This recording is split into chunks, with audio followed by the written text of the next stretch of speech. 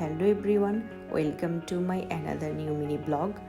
আমি শাহারিন। আজকে আমি আপনাদের সাথে আমার একটি মিনি ব্লগ শেয়ার করব।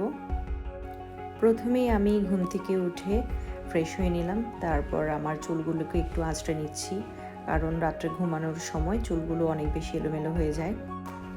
প্রতিদিন সকালে ফ্রেশ হওয়ার পরে আমি আমার মাথার চুলগুলোকে আঁচড়ে নিই, এতে করে অনেকটাই গোছালো লাগে নিজেকে।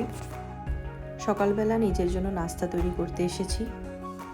বক্সটা খুলেই দেখতে পেলাম ওখানে আগের দিনে 2টো ক্রোসান রয়েছে। তারপর আমি এখানে একটু হরলিক্স বানিয়ে নিলাম।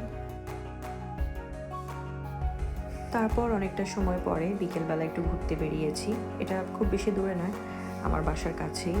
তো যাওয়ার পথে একটা শপে ঢুকলাম, ঢুকে কিছু জামা কাপড় দেখলাম। আর এরপরে